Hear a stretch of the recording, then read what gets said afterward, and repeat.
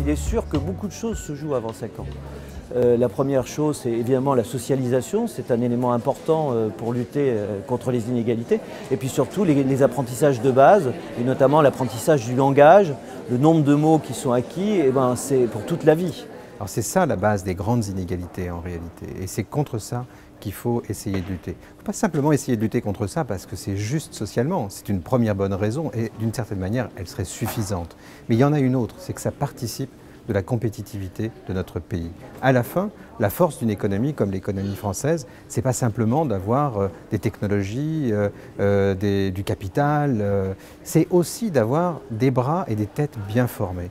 Je pense qu'il y a deux priorités très fortes. C'est assurer un accueil dans des structures de petite enfance, principalement pour des publics qui sont défavorisés. Puis une politique, comme dans l'éducation nationale, qui devrait être tournée résolument vers la formation des acteurs de la petite enfance, afin notamment de bénéficier de tout ce que la science, de tout ce que la recherche a pu nous dire. L'échec scolaire, on l'a évalué à au moins 24 milliards d'euros de coûts pour les finances publiques. Si on n'est pas capable de rompre avec une politique qui est celle de l'échec scolaire, on aura un mal fou à la fois à maintenir cette cohésion sociale qui fait au fond socle, qui fait République, et on aura un mal fou à assurer la prospérité de ce pays dans le moyen long terme. C'est aussi dans ce qu'on appelle le capital humain que ça se joue. La lutte contre les inégalités acquises, les inégalités qui se reproduisent, c'est un objectif parfois on pourrait oublier. Et donc pour nous, c'était important aussi de rappeler que c'était un de nos objectifs dans le développement de l'accueil de la petite enfance.